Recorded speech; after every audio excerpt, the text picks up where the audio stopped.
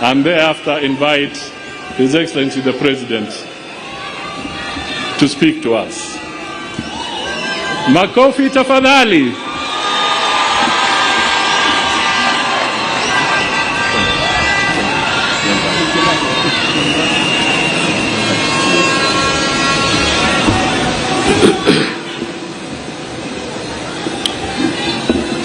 Your Excellency President William Ruto, Your Excellency First Lady Mama Rachel Ruto, all protocols as already established, I ride on them.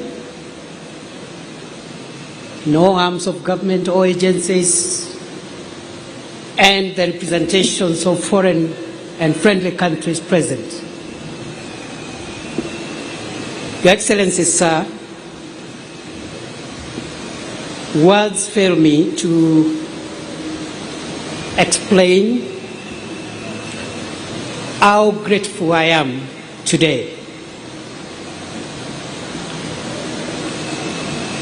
I'll say that I am grateful to Almighty God who orders the steps and the affairs of every human being on earth. I am grateful to you, sir, for the honor you have given me to serve under you. Your Excellency, I've been your political student for nearly 20 years now, and nothing in the political space has helped me to pick up lessons more than the years that I have worked and served around you in various capacities. Therefore, Your Excellency, I'm grateful for the honor which you have given me. I promise you, before this congregation and before God, that I will not let you down for the privilege you have given me. Your Excellency, sir, in the same breath of gratitude, I am grateful to all the institutions who have facilitated this process, including the ceremony we are having today. And I want to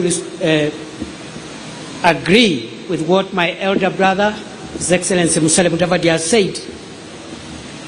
Whatever has happened in the last few weeks, and indeed in the recent past, is a testament of the maturity of our democracy, and is a testament that our institutions work. Your Excellency, sir, allow me, having thanked you, also to thank the very many people whom I have had an opportunity to learn from them. I may not enumerate all of them, but I've had the privilege of learning from so many great people. And even as we celebrate our Constitution and our democracy, I pay tribute to those who purposed to fight for and defend the establishment of our country and our constitutional order. I am grateful to those who are responsible for creating the Kenya that we live in today, in the past and in the present. I am grateful to those who fought for this Constitution, and I am grateful to all heroes of our country in the past and in the present. Your Excellency, I am grateful to this country for raising me, and I have had so many people to help me grow into who I am today. And therefore, as I discharge the burden that you have placed me, Your Excellency, the burden you have placed on my shoulders, I am grateful that I will discharge that burden with the benefit of having grown and continuing to grow under the feet of not just my father and mother who gave birth to me, but the many elders of their generation who helped me to shape and make me what I am today over time. I am truly grateful. Those who taught me in the formal and the informal setup. Your Excellency, I'm grateful to my family. With your permission, I want to pay tribute to 4 people who have made huge sacrifices, especially in the 14 years, 15 years or so I have been in politics. Before then, I had spent a decade in academia, and of course I'm also grateful to the professors and the colleagues with whom we worked with. But allow me, Your Excellency, today, on a moment like this one, to thank my wonderful wife, Joyce Kithure, a woman who has sacrificed, a professional in her own right, but who has sacrificed to raise our 3 children, Imani, Neema, and Mwende. Many days and nights of my absence as I served the country in different roles. I am very grateful to my wife and the children for being the foundation and providing the support that I have always required as I navigate this difficult space of public service. Having finished with gratitude, Your Excellency, I'll say 2 things before I invite you. The first is to affirm that throughout my journey, culminating with this moment, I have come to believe that Kenya is the country of possibility. Your Excellency, for a person such as I to stand here today and take oath of the office of the Deputy President, it can only happen in Kenya. Your Excellency, I was born 52 years ago in one of the remotest parts of Kenya. But because Kenya is the land and the homeland of possibilities, today I, perhaps the most unlikely person,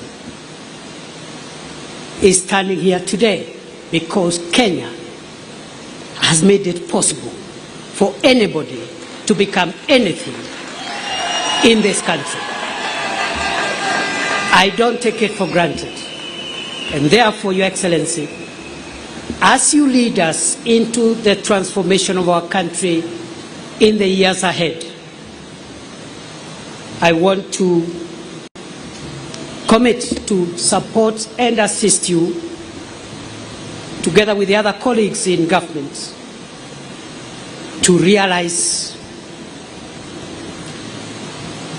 a Kenya that has even greater opportunities, a more inclusive Kenya, a more democratic Kenya, and a more transformed Kenya. Your Excellency, I'm grateful because of the opportunity that Kenya provides for anyone to aspire to be anything. And therefore, there is no reason going forward why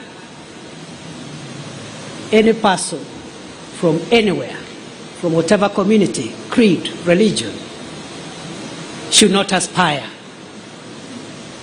to become anything in our country, because I am a testament that Kenya is the homeland of possibilities. Finally, Your Excellency, I have reflected on the words of the oath of office I have taken, both the oath of allegiance and also the oath for due execution of the functions of the office of the Deputy President.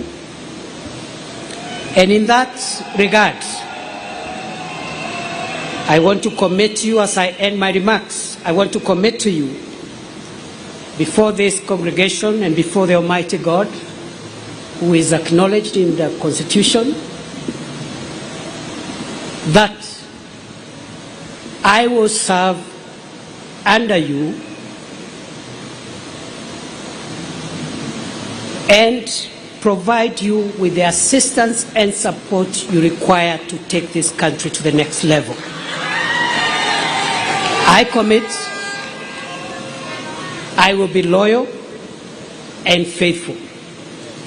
I will try the best of my ability to work hard together with the other colleagues to lighten the burden that you carry on your shoulders, Your Excellency. And therefore, I think for me, today is, if I may say so,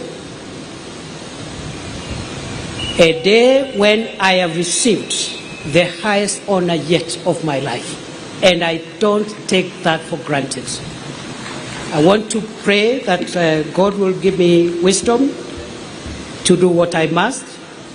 And to the colleagues whom we have worked with and will continue to work with, I want to say that I'll provide continuity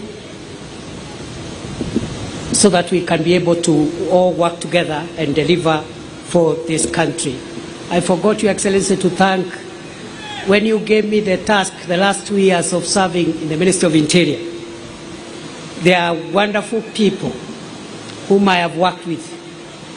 Ngao, the police, the prisons, immigration, and all the departments and agencies in the Ministry of Interior.